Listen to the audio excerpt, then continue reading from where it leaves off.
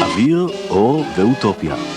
סדרה חדשה שהופקה במיוחד לוועידת הבאוהאוס הבינלאומית, אשר תארך בתל אביב.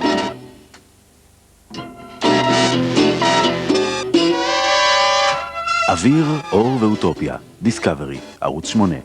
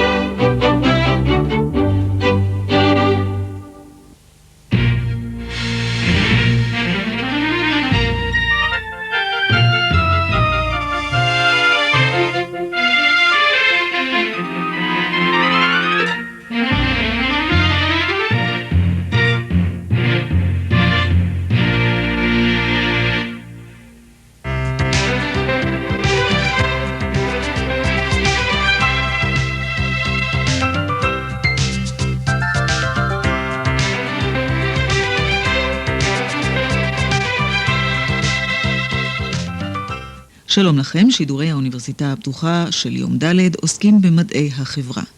נפתח בפרק המדבר על דרכי השפעה חיוביות ושליליות של הקבוצה על היחיד.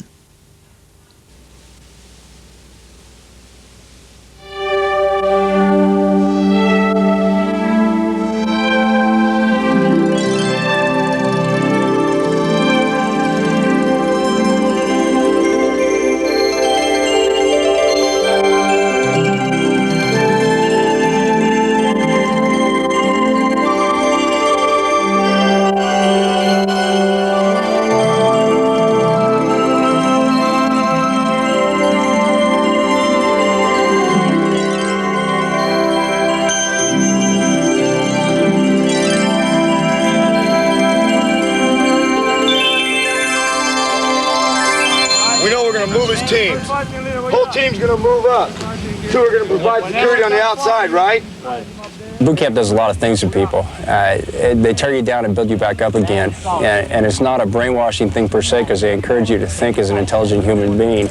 However, they teach you to act as a member of a group, and they teach you instant obedience to orders. You take a group of men and you build them into a unit. You teach them to act as a team. You build what's called esprit de corps. And you impress upon them that they aren't alone, and that their fate is dependent on the other individuals with whom they work. We influence others, and others influence us. Sometimes we go along to get along.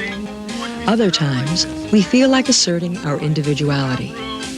One area of social psychology examines our interactions with others, how and why we conform, obey, and dissent. When you once start talking about how people live in the world and relate to others, then you can be dealing with how people feel, how they think, how they act, how they behave, and particularly how behavior changes as a function of the group you're in.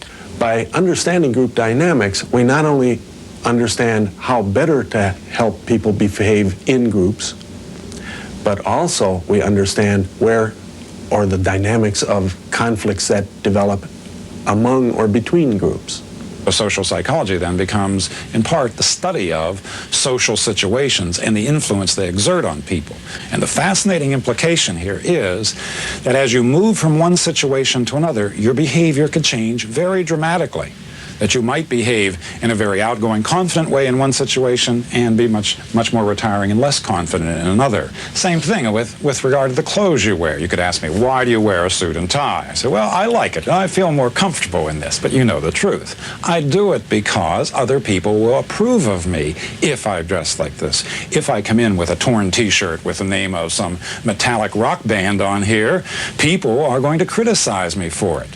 So this is another subtle example of conformity. Conformity is an important part of our everyday life. We want people to be conformists. When you get on the freeway, when you get on the interstate, how do you want other people to drive? Do you want them to be free spirits? Do you want them to be creative? Do you want them to move back and forth between the white lines? Do you want them to, hey, everybody's going in the same direction, look like a bunch of lemmings? Do you want some people to come up those off-ramps and come towards you? No. We like conformity. Conformity has real utility to us. So rather than simply looking at conformity and saying, ooh, it's a bad thing, it's much more useful to recognize it as an important part of everyday social life and to examine the dynamics associated with the process. In Solomon Ash's pioneering studies, one subject sat at a table with others posing as subjects. The group was then shown a test line and asked to choose the line that matched it.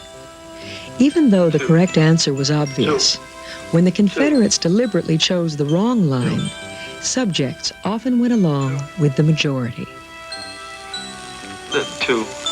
There's less conformity if the group consists of one person, and if there are 2, 3, 4, as the number of people gets larger, there is more conformity. Why? Well, presumably, it is because we are more dependent on those people. The more people there are, the more resources they control, the more we're concerned about them liking us, and so we're much more likely to conform to them. Similarly, we're more likely to conform to an authority figure than to a non-authority figure. Why? We're more dependent on them. Or you think about a relationship with another person, a romantic relationship.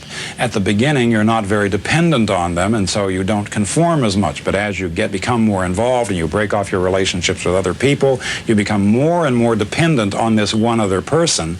Now they can exert more pressure over you and get you to conform more and go along with their desires. There are some notions, though, that it does vary with time of life or lifespan situation.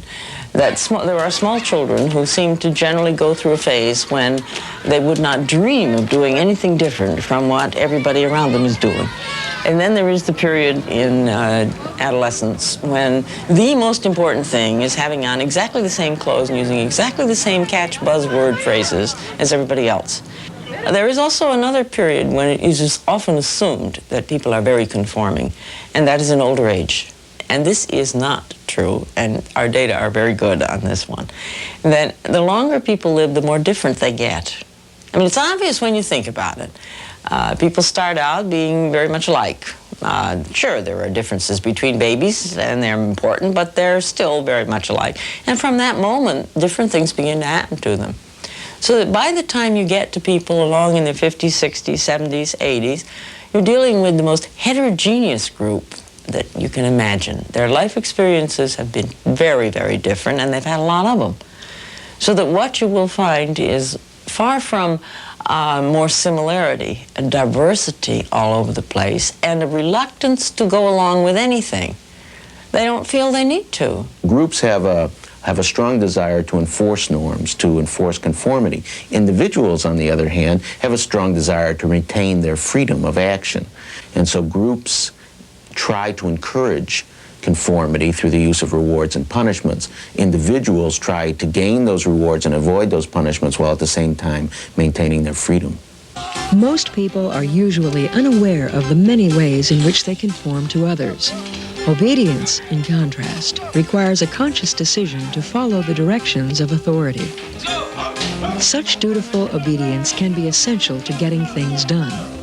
Yet unquestioning obedience can sometimes lead to disastrous outcomes. So how and when do we draw the line to obey or rebel?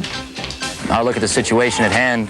If the order jeopardizes the overall mission or the way my Marines are going to be treated or their lives at all, then I would have to start looking and see why would I want to follow this order or why shouldn't I? You should follow all orders. You can discuss it, and I use the word discuss because you can't argue.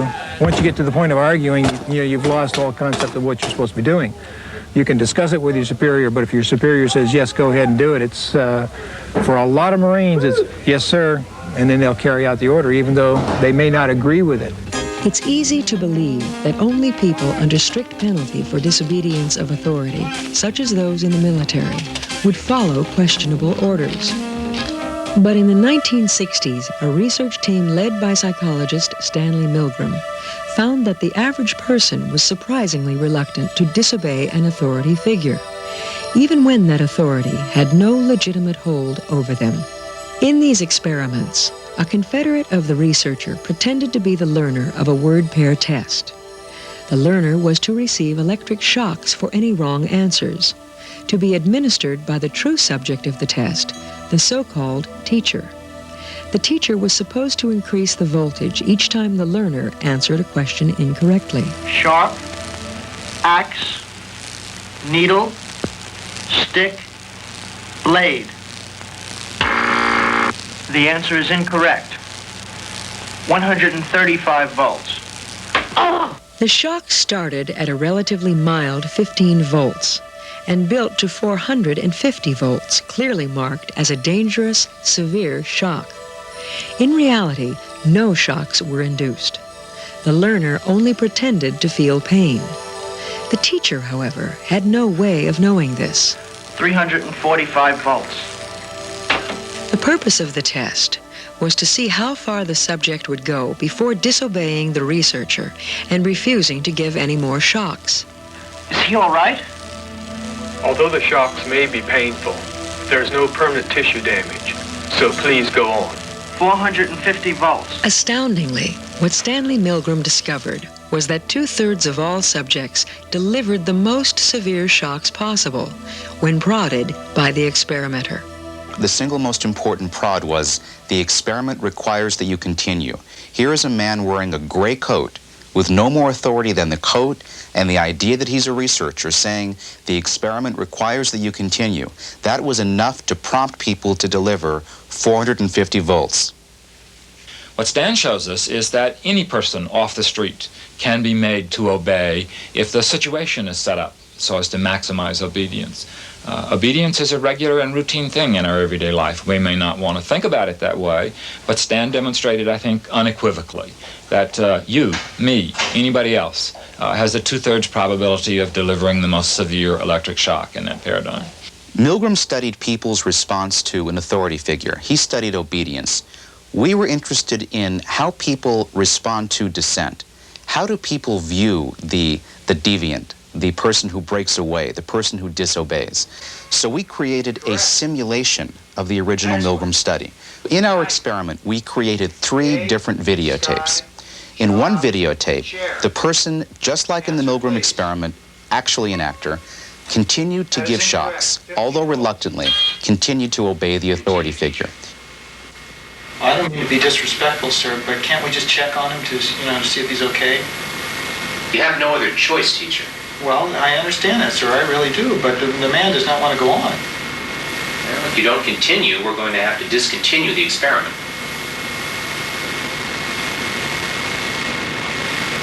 All right. It's up to you. Next one is quiet. Song, party, child, evening. Answer, please. That is incorrect. 165 volts. In a second videotape, that person very politely broke off. His dissent was couched in very friendly, almost apologetic terms. I'm sorry, I don't want to ruin your experiment, but I really do feel like I need to stop. Well, I don't mean to be disrespectful, sir, but I have to find out if that guy in there is okay before we continue. You have no other choice, teacher. Well, I understand that, sir, but unless I find out if he's okay in there, I'm not going to continue. Yeah, if you don't continue, we're going to have to discontinue the experiment. Well, I hope I didn't ruin your experiment, but I just, I don't want to continue. I'm sorry. In a third videotape, the person did what I think many of us, including myself, wished we would have done, which is to violently break off, to announce adamantly that the experiment and the experimenter have no right to do what they do, and storming out. Well, that's crazy. You got to be out of your mind if you think I'm going on with this. You have no other choice, teacher. Hey, forget this experiment. I'm not going to do it, and that's it. If you don't continue, we're going to have to discontinue the experiment. Oh, that's just too bad. I don't need this garbage. I'll see you around, jerk. As it turns out, what we found is, when people watch the videotapes, they prefer the polite dissenter's reaction over the violent dissenter's reaction. They like that person more. They find it to be more socially appropriate to be polite rather than overtly rebellious. You might wonder what this means for a society in which there is dissent. How will people view civil rights marchers, passive resistors, more active damage? And I think the implication of this data is that you can dissent, but you need to do so politely. There are two keys to really substantial dissent. One of them is having a clear idea of what your values are, not being uncertain about those and being committed to them. But the other thing that enables people to dissent is to have alternatives. It might be financial support, it might be emotional support. Another key to dissent is that you're not alone. If there are other people who will join you, and in fact many people who are going to dissent try to rally others to them, or if they can anticipate that they can get others to join them, they're much more likely to stand up. And there's a good research evidence on this, that people are much less likely to conform if they just have one other person who will dissent with them. Today, even in the most authoritarian situations, such as in the military, unquestioning obedience to authority is being reevaluated. There's a lot of change in the military today, and part of that change is training people to think and use their heads and use their own initiative and evaluate the situation as is. If somebody, say, tells me to do this and it just doesn't look right, you know, you got to make those decisions for yourself, and they talk about a thing called moral courage. And that's when you got to stand up in front of your senior and say, hey, sir, I think we're making a mistake, this is wrong, and I'm not going to do it. The question that arises of whether or not somebody will dissent, let's say in a military organization or even a large corporation. One of the keys is whether or not there is somebody else in the organization, often at a higher level, who will support that, who will listen to them, and who will promise not to punish them for dissenting. If you don't have that sort of support, then it's very, very unlikely that people are going to stand out or stand up against such very, very controlling organizations, authoritarian, really, organizations. Our culture has taught us to believe that dissent is free and easy to come by, but every time it's studied scientifically, we do not find that. Dissent is actually a rare commodity in our culture. It's difficult to disobey. It's difficult not to conform. From a very early age, we hear very clear messages like tie your shoes, brush your teeth, fix your hair, make your bed. We learn to do those things. More important, we're getting a second message, which is obey me. Obey authority. The person who dissents faces a number of very, very difficult and sometimes horrible options. First of all, when you voice your own opinion, generally the group will try to get you to change your mind. If that doesn't work, you face rejection, you face being ostracized, you face being ignored, and in more extreme cases, you face the threat of violence and sometimes even murder. It's a very complex phenomena, as most phenomena are, but in terms of current real-day events, to sort of summarize what we know, the more persistent the dissenter is, the more effective they will be. The more likable those people are, the more effective they'll be. The more they're perceived to be experts, the more effective they'll be. The more we perceive them to be independent thinkers, rather than rebelling for the sake of rebellion, the more effective they will tend to be. And when we're talking about groups of dissenters, the more coherent and organized they are, where it appears to be there's a group of people with common purpose, all of whom have the same message. A group's behavior and effectiveness, as well as its willingness to tolerate dissent and divergent opinions, also depends on the style of the leader. Leaders have different styles. This is an important aspect of leadership. And these styles range from a more or less task-oriented style where the leader tends to make decisions on his or her own, tends to be more directive, tends to focus primarily on task success, versus a leader that's more relationship-oriented, where he or she is more concerned with harmonious relationships in the groups, tends to follow more participative techniques, tends to be more sensitive to morale issues in the group. Each of these leadership styles has certain strengths and weaknesses. There is no such thing as a universally good leader. Task-oriented leaders tend to function best in situations where there's a great deal of order and structure. Their focus on the task, their orderly approach to task problem solving, their relatively more directive and autocratic decision-making functions best when they understand what it is they're supposed to do and how to do it. Whereas the relationship-oriented leader, with the more participative style that encourages member participation, member enthusiasm and commitment, functions best in situations that require a lot of input, like creative problem solving or analysis. Many people, when they think of an ideal leader, talk about the leader's ability to articulate a vision and communicate that to followers, and to back that up with an honesty and trustworthiness that inspires confidence in the followers. The trip to the top of the mountain is the vision. The leader has to know where he or she is trying to go and what he or she is trying to accomplish. That all then is combined with the leader's confidence and optimism to create a group feeling of, we can do this, we can stay the course, even when there's adversity, even when, as every group must, the group experiences some downfall. Now, how does a leader find the energy and confidence that allows them to communicate effectively around this vision? I believe that it is the result of the proper matching between the leader's personal style and the demands of the situation, so that when the leader is in match, for example, when a task-oriented leader is confronted with an orderly and structured situation, or a relationship-oriented leader is dealing with a creative problem-solving situation of some ambiguity, they feel the personal confidence and optimism that allows them to enthusiastically create this vision and communicate it effectively to followers. You will have people who are able to get people to work together in ways that other people don't. And some of the things we do know about them are that they have a real commitment, a conviction that they know and they're in the right direction, and they can pull people along with them, and it has something to do, probably, we think, with the confidence that they somehow can send out to the people that are there, that if you will go along with me, we'll do this thing and it will be right.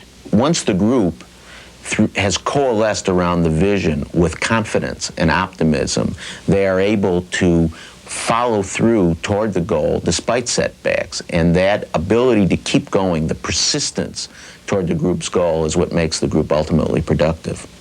Under what circumstances do people decide they want to do what somebody else wants them to do, to go along with, involve themselves? How do people get jazzed up so that they really participate, spend a lot of energy and a lot of time doing something that someone says is a good thing? Follow me, folks. What leads us to follow?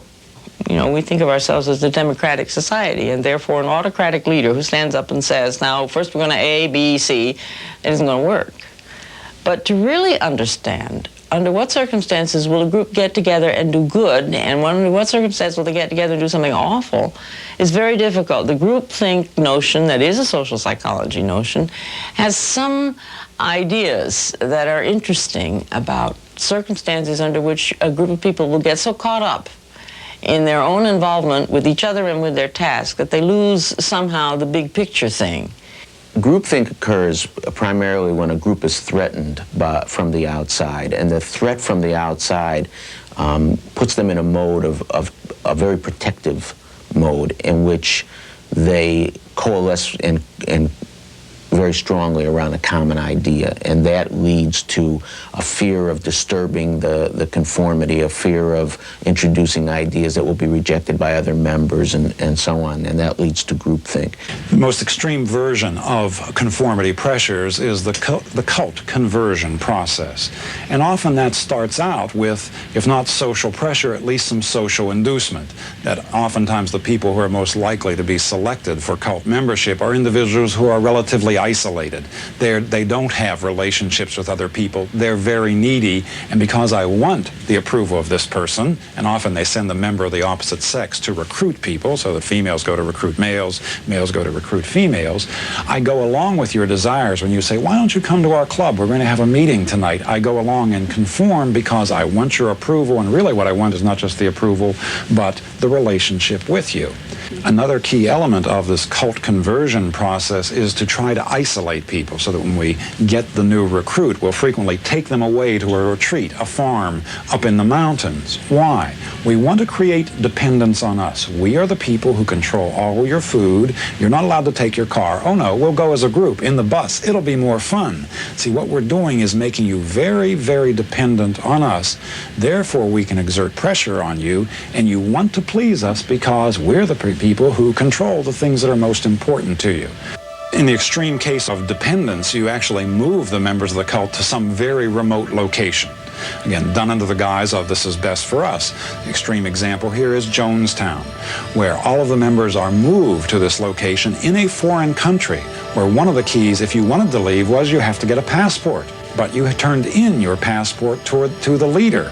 And so just by controlling your passport, the leader has a very, very important resource, and you are dependent on them. And they can use that condition of your dependence to exert a great deal of control over the member. There's no simple answer to why do cults get out of control. And there is no doubt that some individuals who emerge as the leader of a cult really have very, very disturbed characteristics.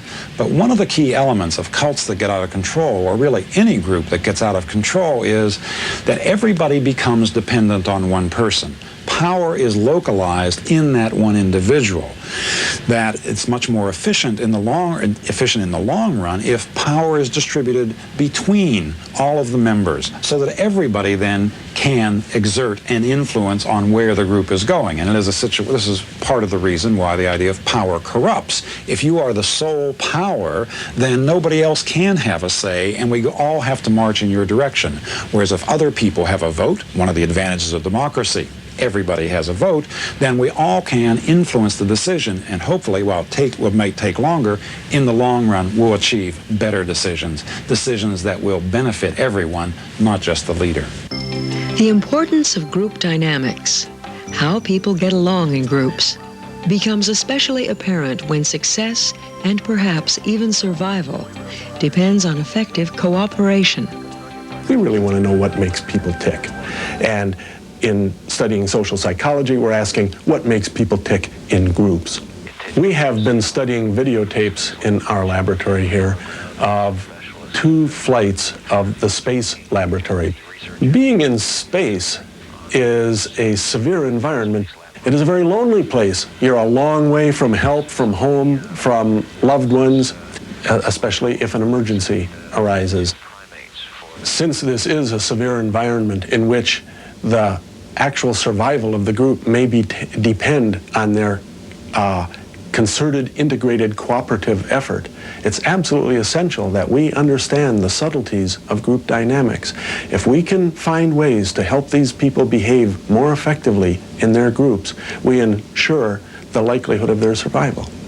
One of the interesting things that we're discovering is that there are some general principles of group dynamics that hold whether one is on Earth or one is in orbit. It's been fascinating to observe the way that astronauts working, let's say for instance, to free a jammed door on the space laboratory. It was obvious that they were being very, very sensitive to each other's situation and extraordinarily patient and waiting to allow each other to invent a way to cope with the situation. Here is an illustration of a group having a profoundly socially facilitating effect. When you get a crew acting very, very effectively, these small group dynamics begin to have a powerful effect on the motivation of the people, and they worked much more effectively than any one of them might have worked alone. Groups affect individuals, and individuals affect groups. Sometimes real or imagined group pressure compels us to conform. At other times, we try to assert individuality. Obedience can be beneficial, but it may lead us to follow questionable orders. Even the decision to dissent is a social one. Dissent is more likely when we have support from others, and how we dissent affects how others perceive us. A better understanding how we think and act in groups, and how groups affect our most private thoughts and actions. We make better decisions about our personal and social lives.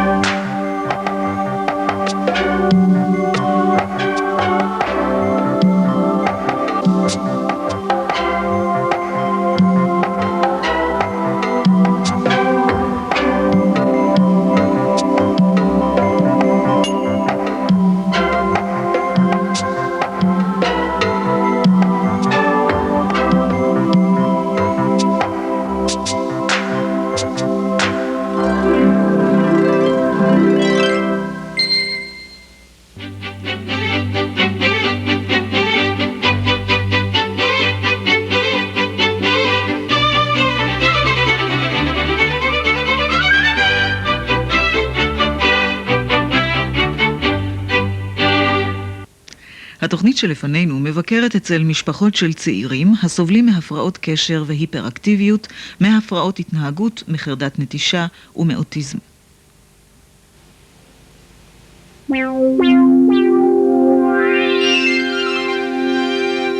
Funding for this program was provided by the Annenberg CPB project.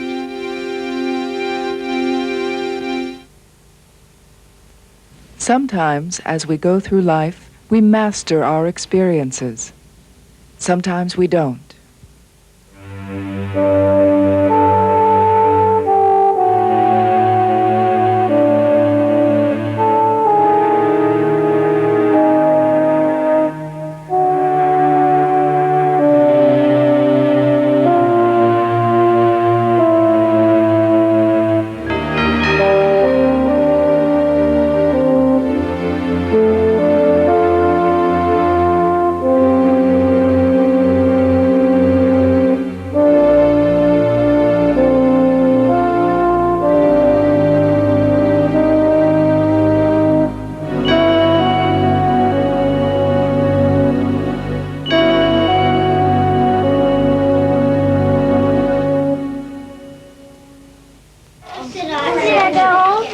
Childhood is often thought of as an idyllic period in a person's life, a time of innocence and exploration, understanding and establishing one's place in the family environment and social structure. Too often this is not the case. It has been estimated that 1 in 7 children has an emotional or physical disorder that makes the early years a time of great difficulty. In this program, you'll meet James, a highly impulsive and impatient 11-year-old who has a condition known as attention deficit hyperactivity disorder. I didn't want to leave the home. I wanted to be with my mom. I didn't want to go anywhere. And how did that affect your life then? Amanda's fear of being away from her mother is an emotional disorder known as separation anxiety. Wesley's behavior and language problems are the result of his autism. And Paul, who was arrested at 14 for stealing cars, has a behavior problem known as conduct disorder. In this program, we'll examine some of the psychological disorders of childhood, look at what causes them, and some of the ways they are treated. Many psychological disorders can occur in childhood. These may include disruptive behavior problems, emotional disorders, and developmental disorders. Some of these disorders are similar to what an adult may experience. Others are unique to childhood. In either case, it is essential to understand that the criteria for abnormal behavior in children differ from those for adults. It's important to look at children in the context of growing up, that children grow at different rates. Russell T. Jones is Associate Professor of Psychology at Virginia Tech University. It's quite common, for example, for 3-year-old children to talk a lot. But how about the child that does not? Is that a function of an underlying emotional disorder, or is it simply a function of developmental lag? As Dr. Jones points out, there is a range in the process of normal development. Whether behavior is normal or abnormal depends on several important factors: the frequency, duration, and intensity of the behavior. The child who occasionally cries when he or she doesn't get her way, that behavior is qualitatively different from a child who cries quite intensely for long periods of time when he or she doesn't get her way.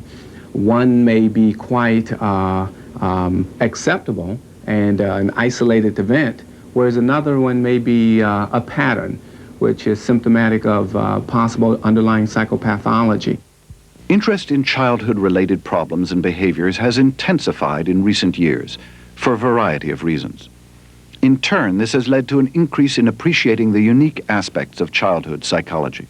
One only needs to look at the alarming statistics on child abuse, sexual abuse, neglect, and child exploitation in today's literature to see that children are yet to achieve the status as do adults in many, many instances.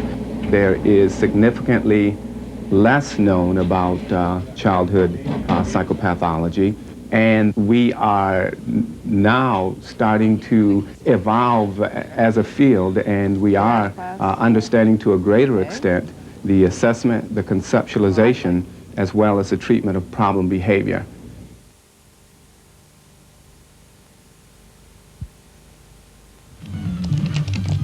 James is 11 years old.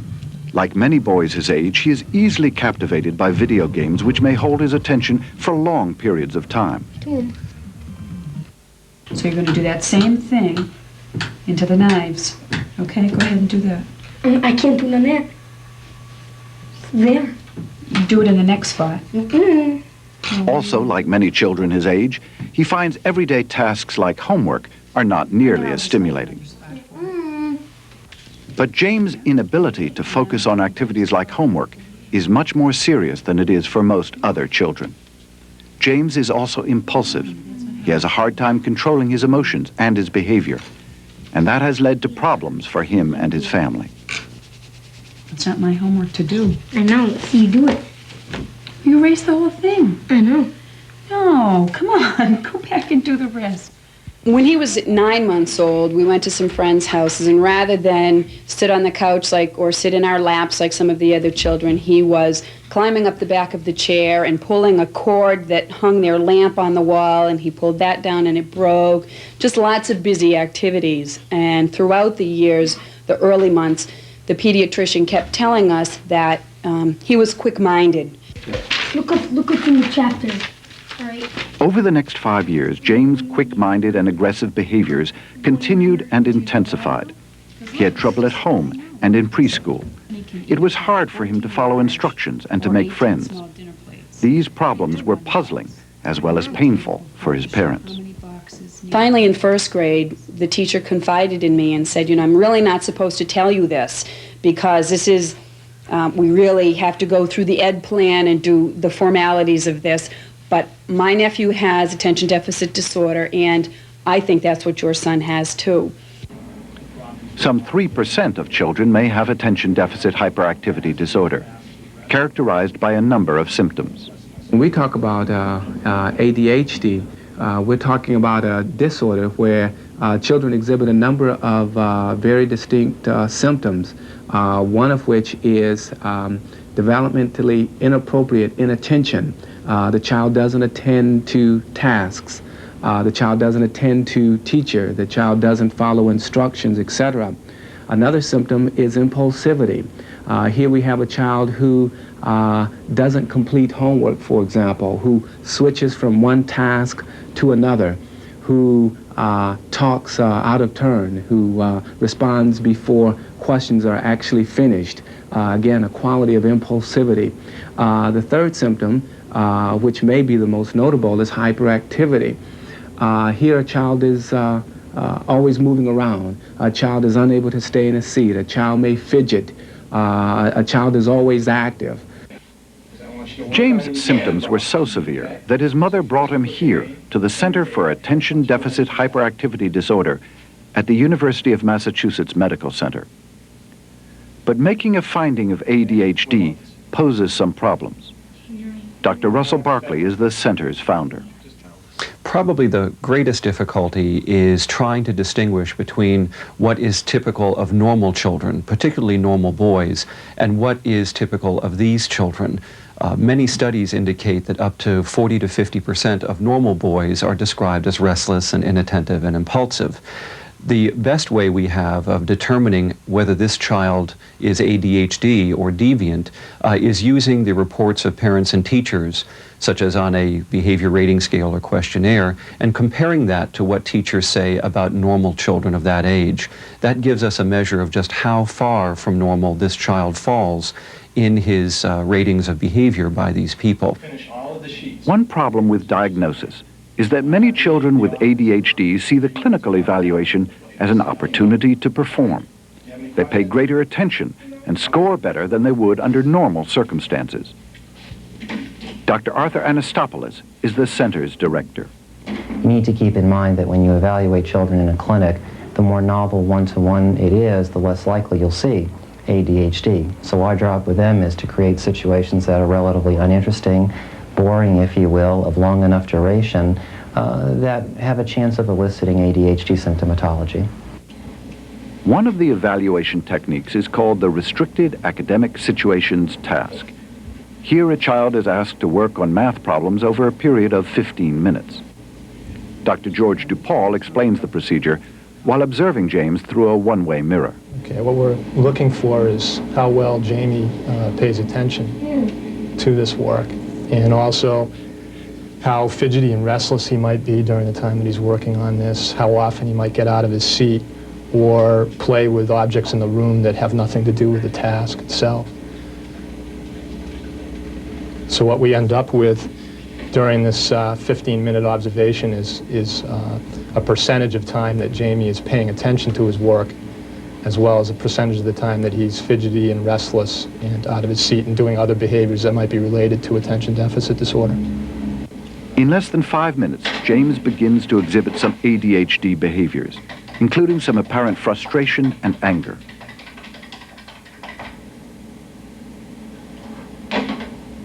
As Dr. DuPaul tracks the number of incidents and when they occur, James quickly reaches the limits of his attention span. You'll notice, too, that Jamie was better able to pay attention during the earlier part of this observation, and now as we're approaching the 8 or 9 minute mark of this observation, his attention has really diminished significantly. Well, certainly the behavior that we observed during that restricted task would be in the abnormal range, and probably in the mild to moderate end of the abnormal range. Some of the children who come into the clinic would in fact be even more restless, more out of their seat, maybe complete even fewer problems than he did.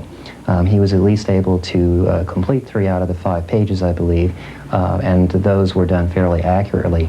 So in his case, accuracy was not as much of a problem, but the problem was the total productivity, if you will. We're going to Bebop.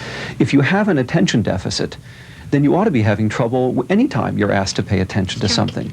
And yet, they're good with Nintendo, they're lousy at homework. What explains those differences? There have been a few theories around that have suggested that this could develop out of purely social circumstances.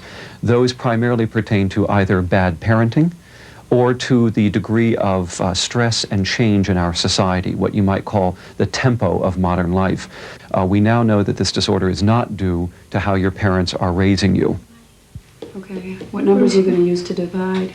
62 and 210. Okay, got it. For more than 50 years, the precise cause of attention deficit hyperactivity disorder has remained unknown, although several theories have been offered. Some have suggested that the behaviors related to ADHD have their roots in a specific part of the brain, the frontal lobe. The centers of the brain that control motivation, how sensitive you are to your world and especially the consequences that happen to you, seems to be not working well in these children. It makes them less sensitive then to the things that would motivate a normal child to behave. So we are now coming around to looking at ADHD as a deficit, biological deficit in motivation. And that seems to explain where they'll do well and where they won't. You can now predict that under a highly motivating situation where they enjoy what they're doing, where there is some immediate consequence, such as the promise of money or chips or toys for getting that work done, these children will have no trouble with that.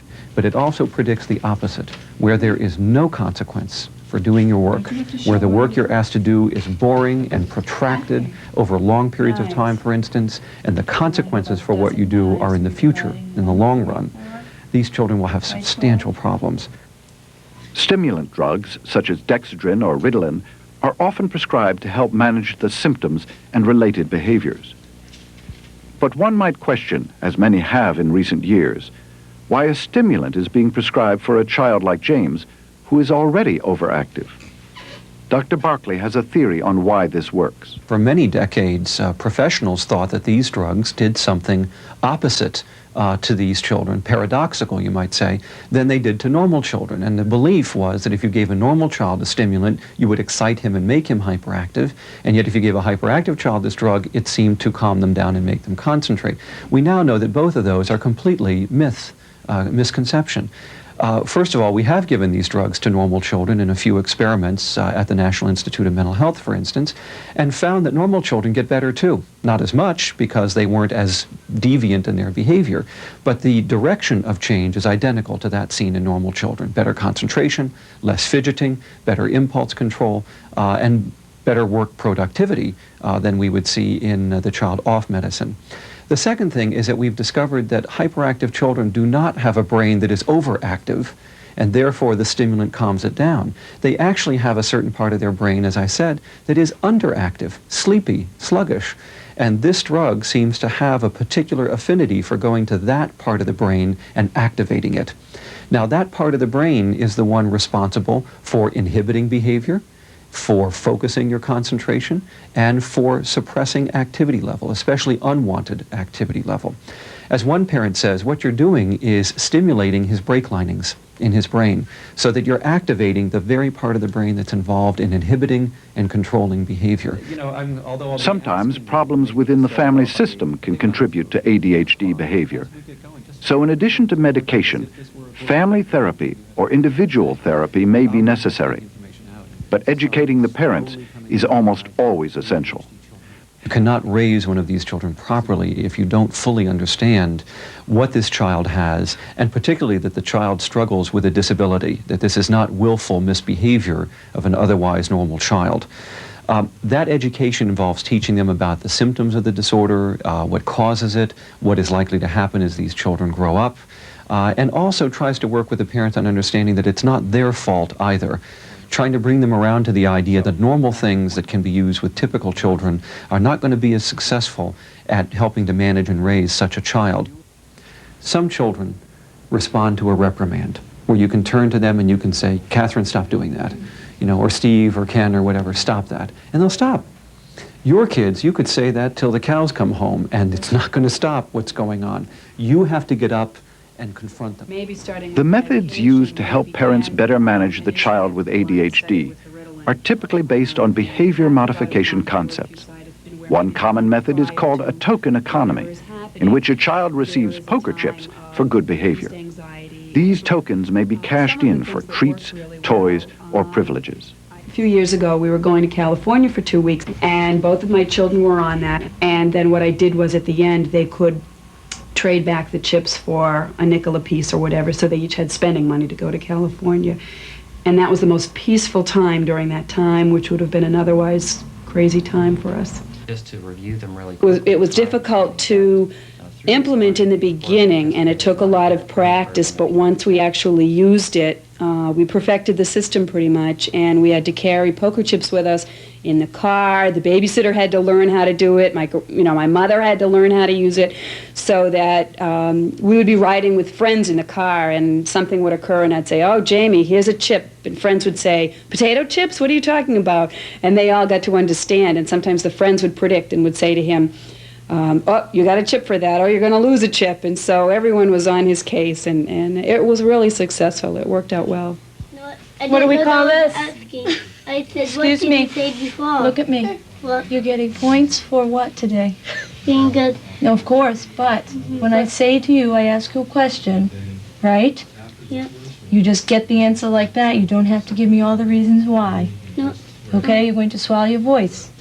I'm going to ask it Children with ADHD not only have problems at home, but also at school. Unrecognized and left untreated, a child with ADHD runs the risk of a multitude of problems with schoolwork, teachers, and other students. Oh, nice job. Okay.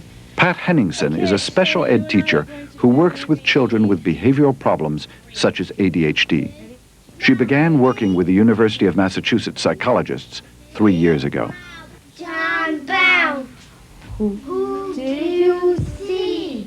I mean, I'm basically teaching them to tune into themselves at every moment of the day, you know, just to stop and think, look at the situation, and come up with a plan. Because if they don't, that's when, you know, they're so impulsive, and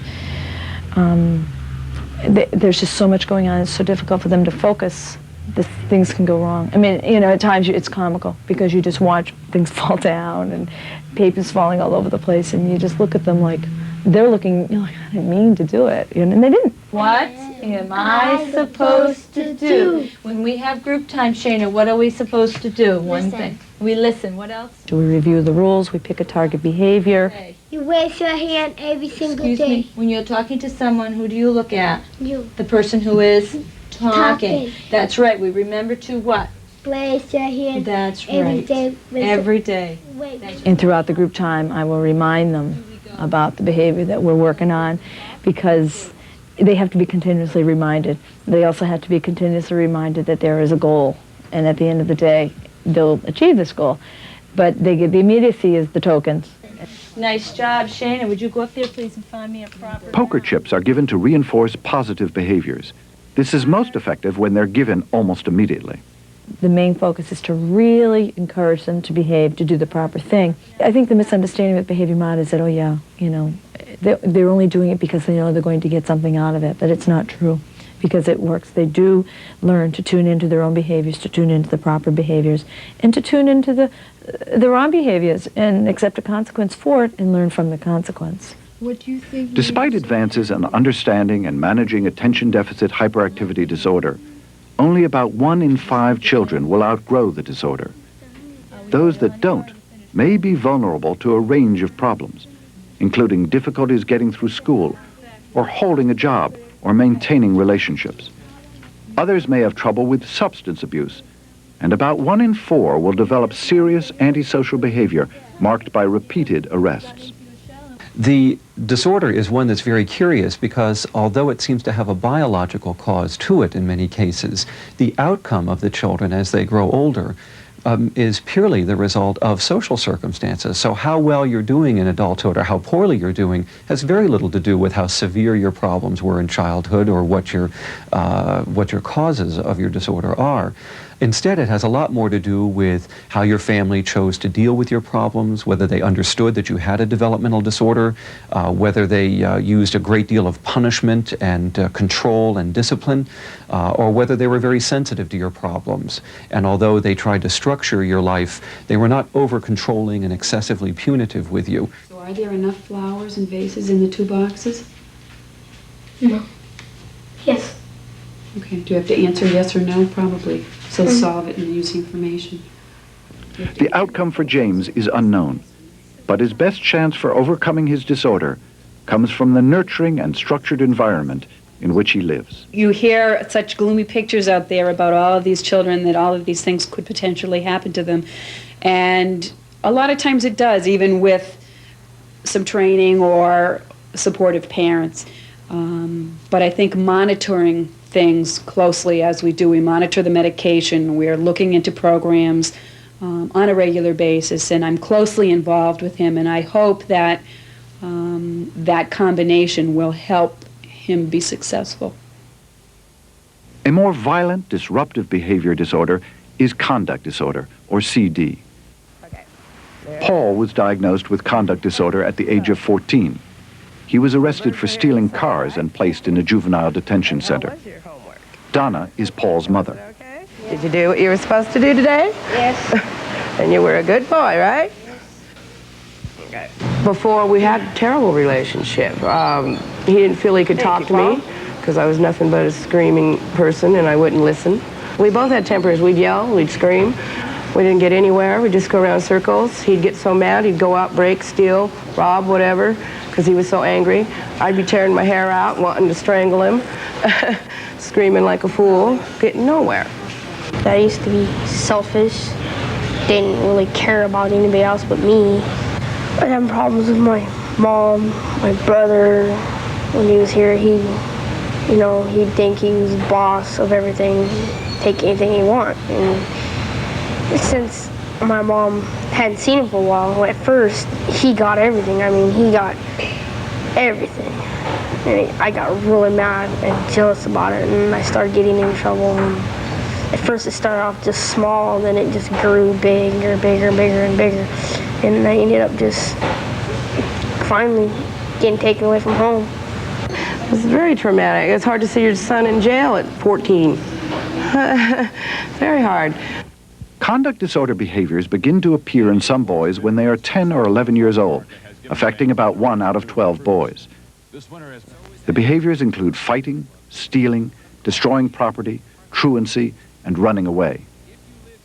Psychologist Jerry Patterson of the Oregon Social Learning Center describes a typical child with conduct disorder.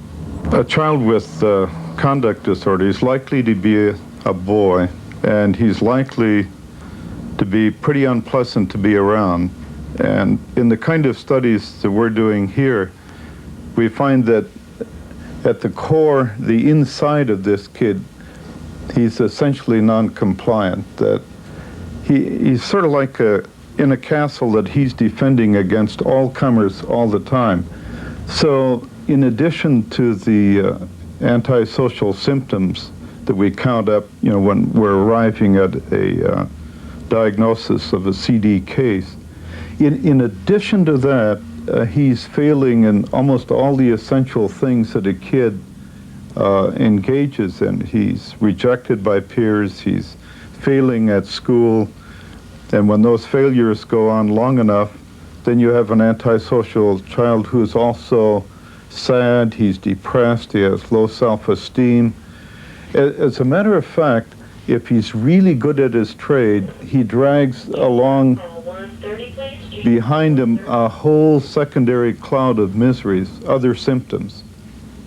So he's really a complex kid that's failing at everything he does. Conduct disorder has a lot to do with the relationship between child and parent. Although some evidence of a genetic vulnerability has been found, CD more typically results from a neglectful, harsh, or unstable family life. So the treatment of a conduct disorder must involve both the parent and the child. For example, for the child, as an alternative to juvenile detention, the Oregon Social Learning Center has established a special foster care program. The child lives with these specially trained foster parents for up to 6 months. Ideally, during that time, negative behaviors are modified through behavior management techniques. He always has a lot of things to talk about and stories to tell, so he's kind of hyper that way, but she said he did real well. Did he make bedtime last night? Sorta, kinda. We find families in the community who are already skilled at parenting, and we train them in behavior management skills, and we place one child in each home and give them a lot of intensive supervision and a structured program. It might also be helpful to These foster parents meet weekly to discuss the progress of each child with the Learning Center counselors. This kid, in some ways, kind of has this hat on all of us. I mean, it feels like we can't really do anything, or it feels like this is a real difficult thing to do. You feel like you're doing all the work. And I think this is where we have to get really creative about, you may have to do a lot of work, but I think you guys are so skilled at being able to do that and not be irritated with him.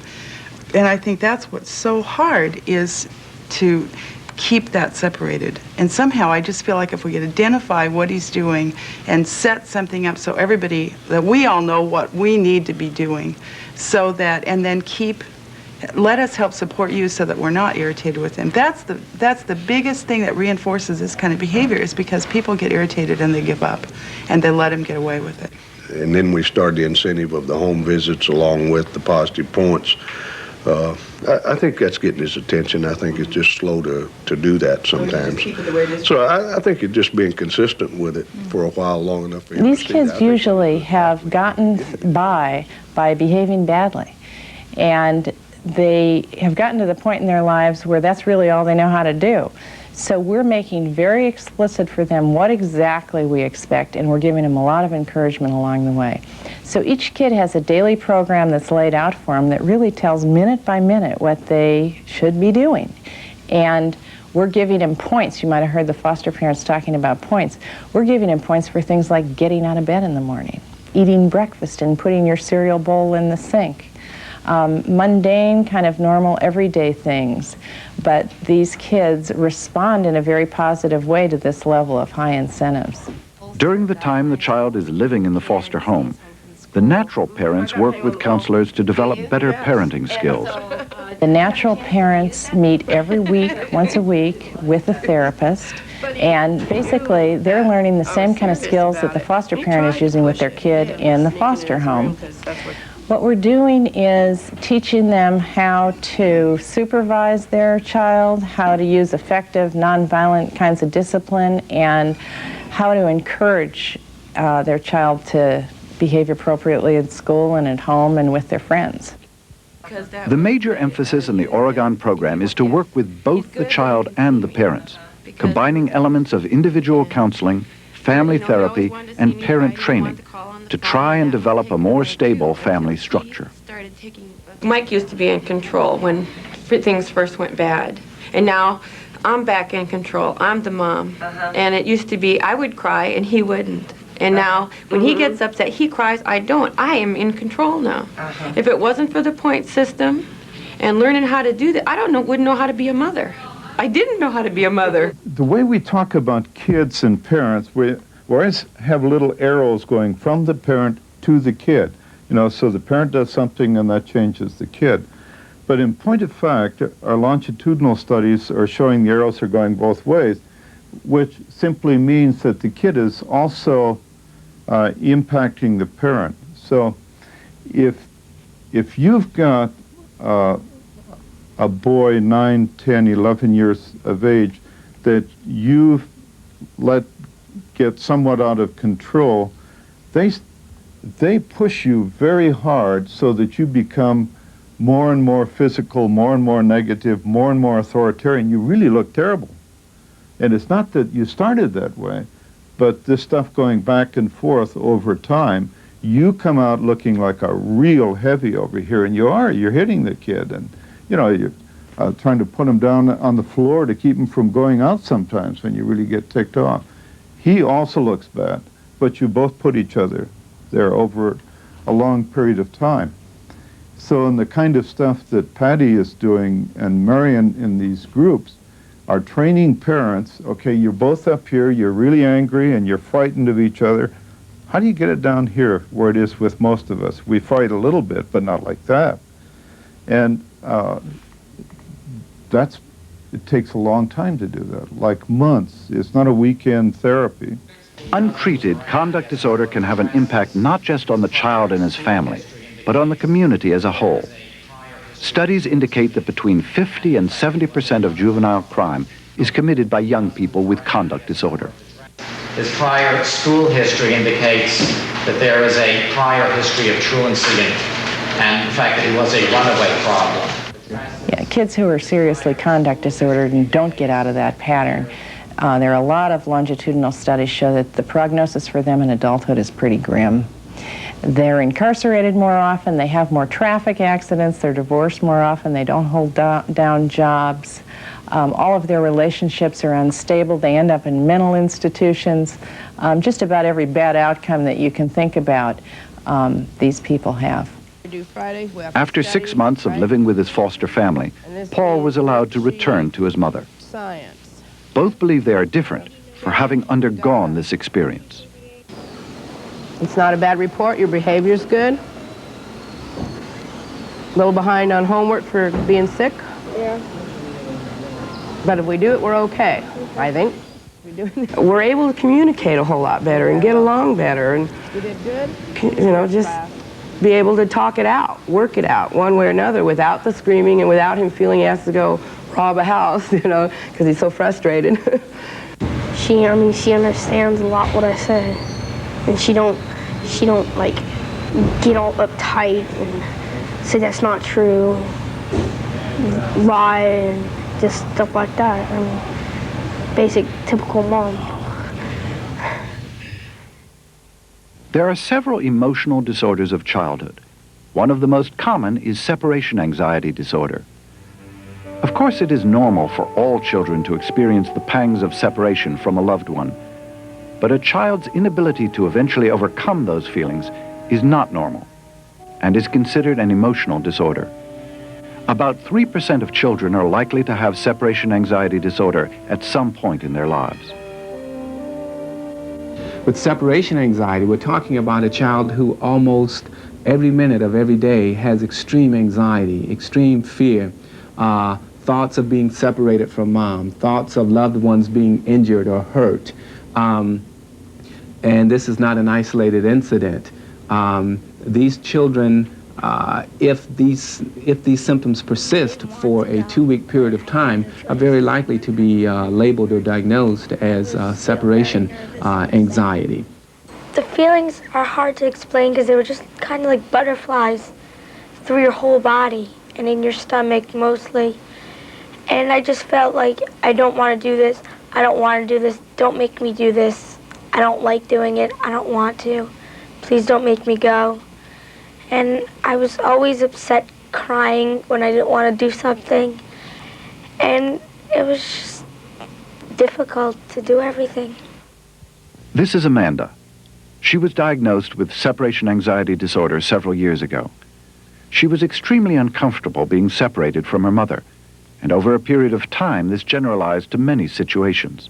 She never wanted to go to school, a restaurant, a movie, even a friend's house.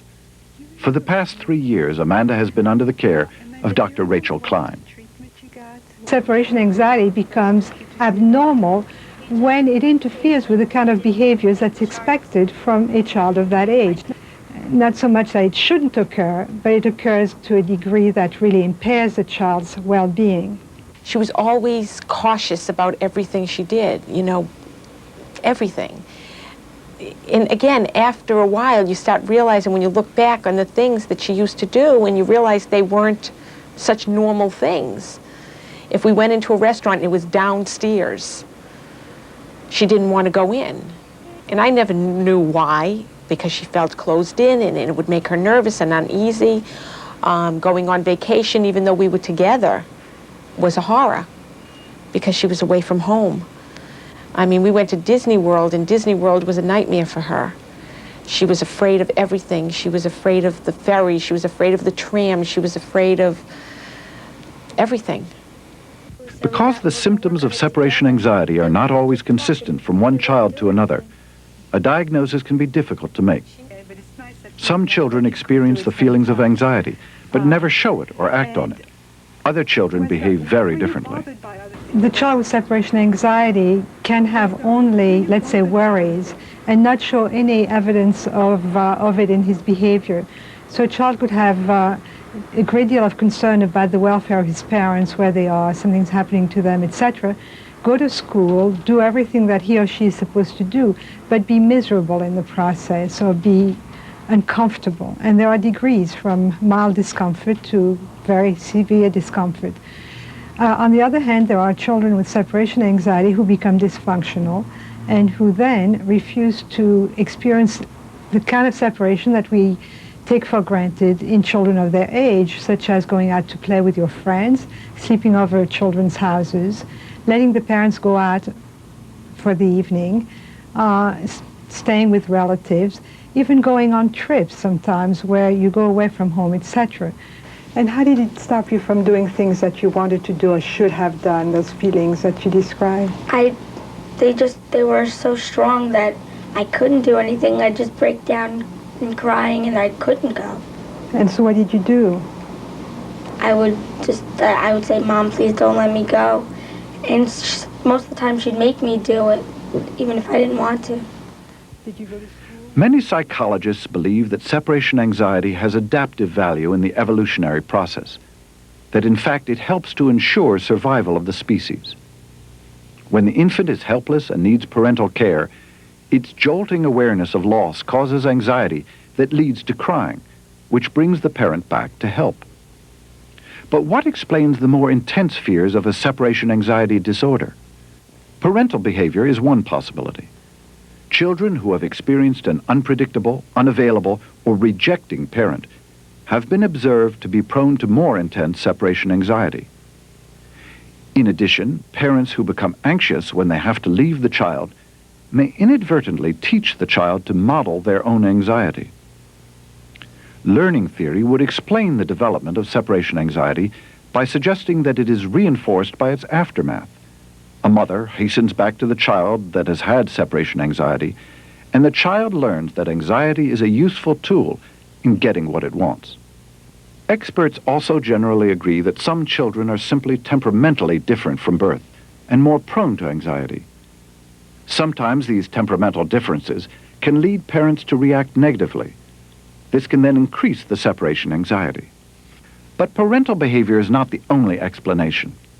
Traumatic childhood events, a long illness, a death in the family, even an extended parental vacation, may separate the child from a loved one and exacerbate normal childhood fears. Some psychodynamic theorists see children's unconscious anger at their parents at the heart of separation anxiety disorder. The angry wishes can become so intense that children fear the parent will actually die or go away. Others, such as those of the object relations school, view separation anxiety as arising from the child's fear that it cannot relieve its own pain, that separation from a loved one will literally cause annihilation of the self. Whatever causes separation anxiety disorder, it always requires attention and treatment. Treatment for separation anxiety disorder can involve traditional play therapy, family therapy, in which the whole family system is investigated, plus traditional exposure therapy, which involves a supervised, step-by-step process of encouraging the child to confront the situations that create anxiety for her. This was an important part of Dr. Klein's therapy with Amanda. That essentially helps the child learn that in a situation of separation, he's okay. Because what happens in these children is that they're afraid to be away from their parents, and then they develop the fear when they're not separated, that once separated, something terrible will happen. So that the actual experience of being without their parents is corrective in many cases. But just talking about how bad you feel, in my experience, is not. Parents aren't trying to keep the children with them.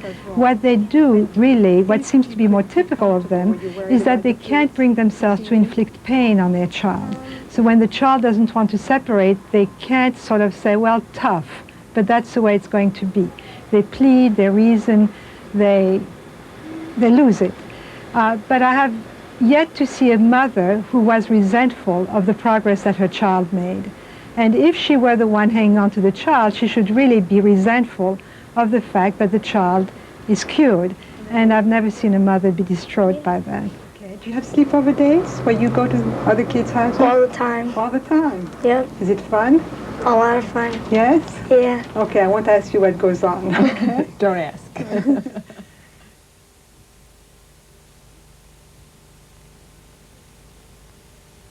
This is Wesley. He has autism, a profound developmental disorder. What's that word? Digitize. Let's see if that fits in. Read it for me.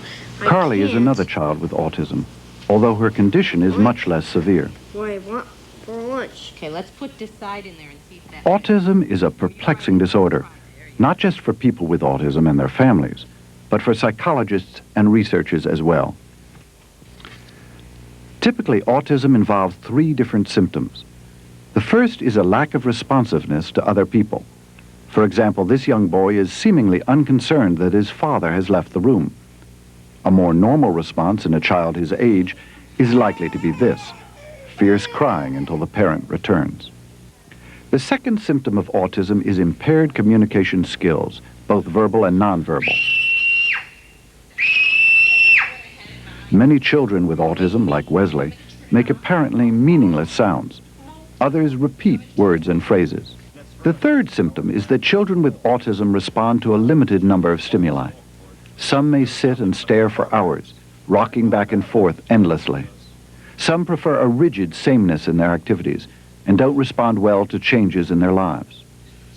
It is the hallmark of autism that all of these types of symptoms appear very early in a child's life, often within the first 30 months, and they may range from mild to severe. Most experts agree that what is common to all people with autism is that the disorder is organic in nature. Ann Donnellan has written about and researched autism extensively. Autism is a tremendous deficit, a profound deficit in two-way social interaction and communication. There probably isn't anything more profound as a deficit because most of us come neurologically hot-wired as infants to learn about social information through our parents or the person in the parenting role. And that early interaction, that tuning, that wonderful dance that goes on between the parent and the child teaches the child essentially everything they need to know about being socially competent in a particular culture.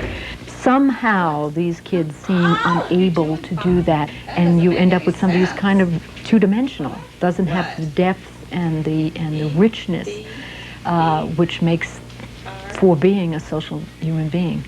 Out of that, you not only have somebody who has language problems and social problems and lots of things that may or may not come as part of the package, but probably do, but you have somebody who doesn't understand the effect of their own behavior, doesn't understand what communication means. Even if they have words, don't always understand how those words can affect other people, and just an awful lot more than that.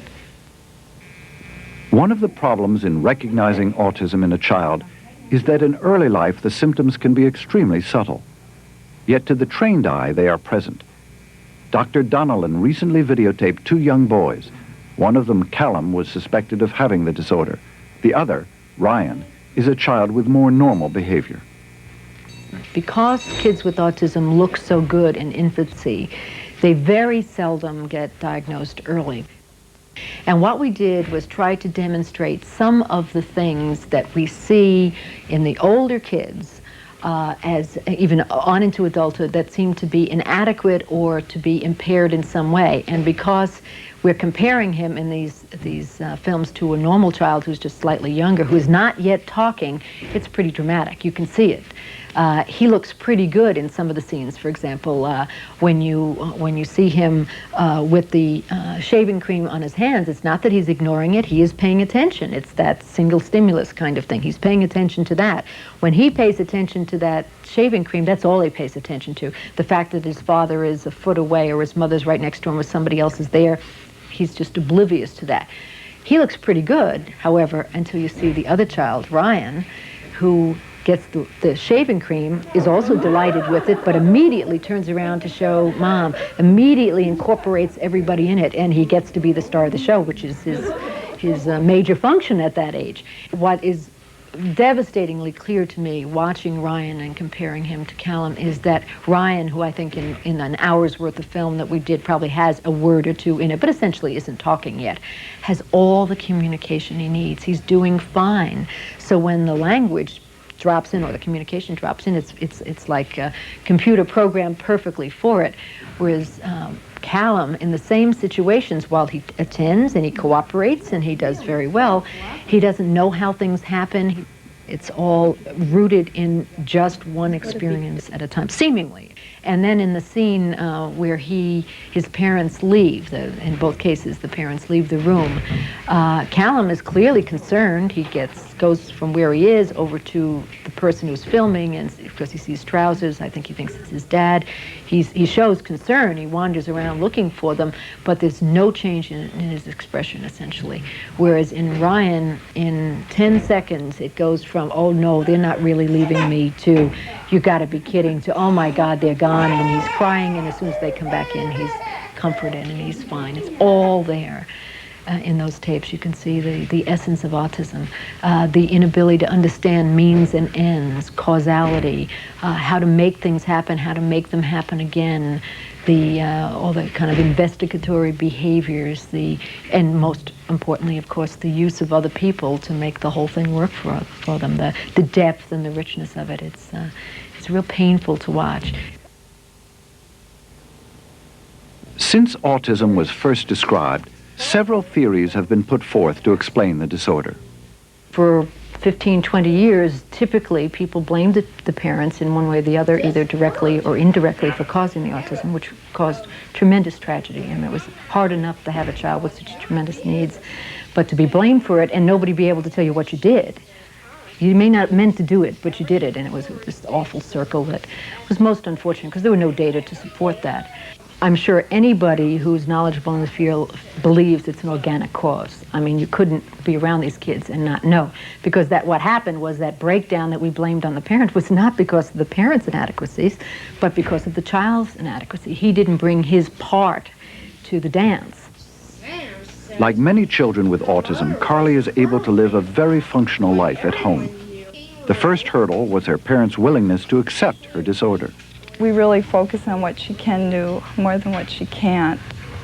When she was first diagnosed, I feel like I went through all the steps of grieving that I did when my father died. I was really angry.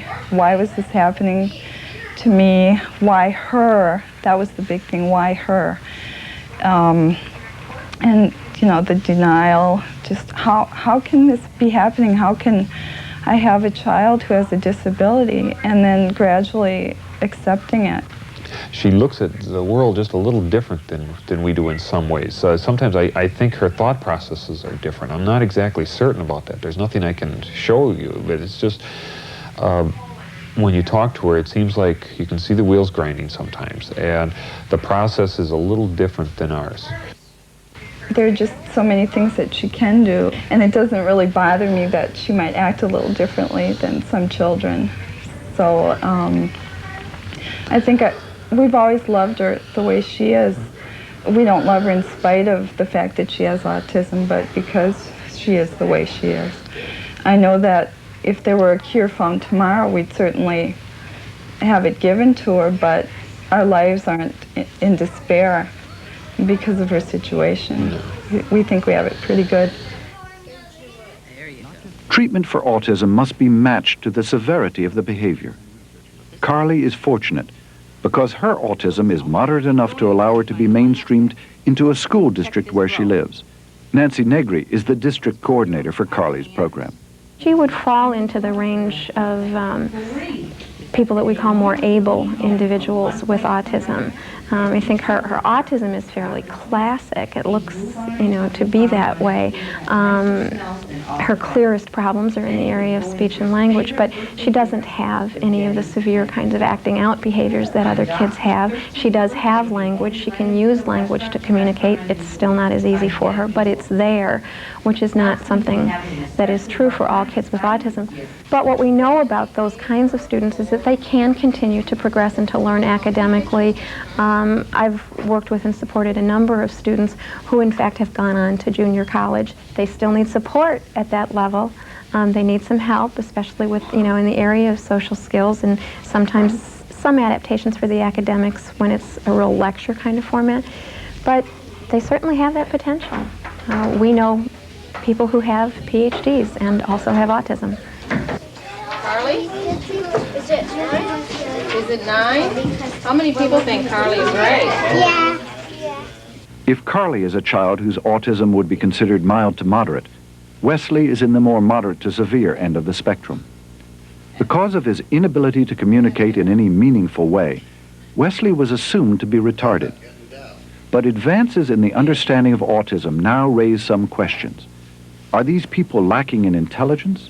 Are they simply unable to communicate in ways that are understandable? Or is it both? Well, this is a magic moment in time in some ways, because if you had asked that question a year ago, I would have said that the literature tells us, and my experience tells me, that most people with autism, certainly 75%, have the additional problem of mental retardation. I'm not saying that isn't true. I'm saying we don't know what that means anymore, because many of the young people with autism and young adults with autism who have been given a visual, a written word means to communicate are demonstrating that they have fairly good symbolic ability, that they're much more aware of what's going on than they ever gave any indication of from their affective behavior or from their observable behavior, and that they can use the written word to communicate when nobody ever taught them to read. The method of communicating is a small electronic keyboard that is able to display typed messages, a device often used by people who have lost their ability to speak. In this videotaped session in Wesley's home, he was able over a period of time to communicate his thoughts to the outside world. For example, when he was asked what he would like people watching to know, he typed this message. The biology course he refers to is a high school level program in which he excels. The remarkable fact about this is that Wesley was never formally taught to read or write. Somehow, he was able to learn on his own. No one knew he could read even one word. And now we have somebody who is typing out with one finger messages quite clear and quite coherent to his mother and to other people.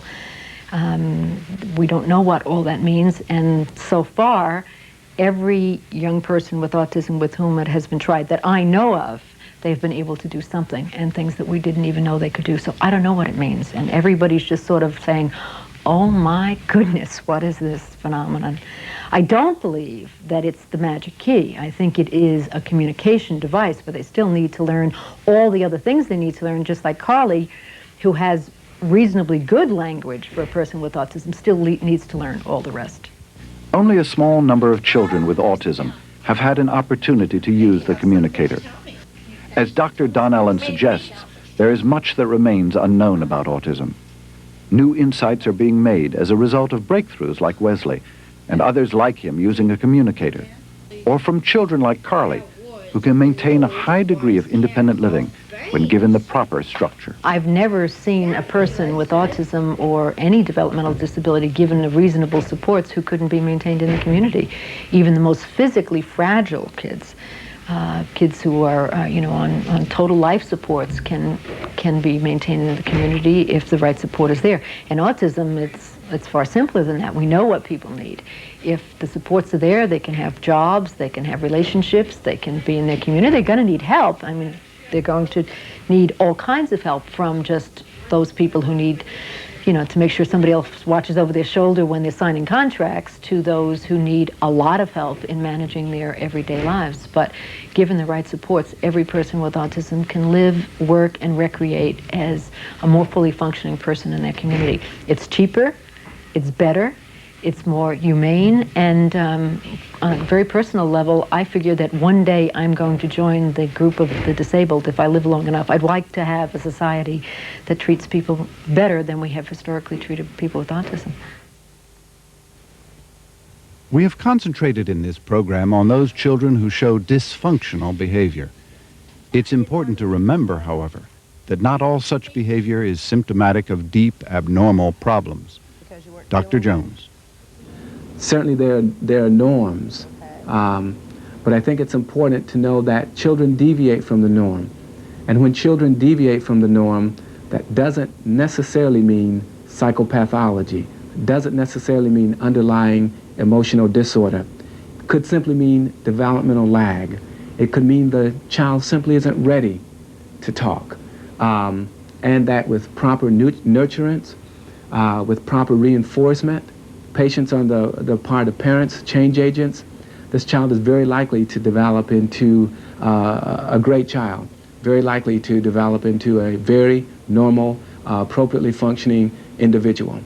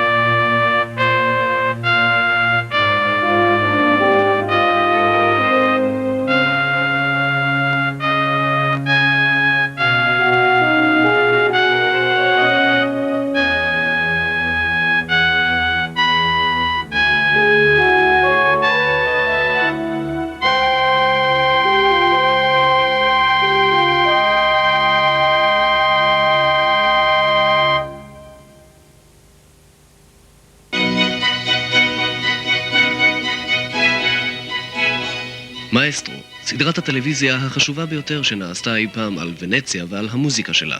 בארמונות, בכנסיות, בכיכרות ובחצרות, המוזיקה של ונציה מתעוררת לחיים במאסטרו. מדי יום א' בשידורי האוניברסיטה הפתוחה, בערוץ 8.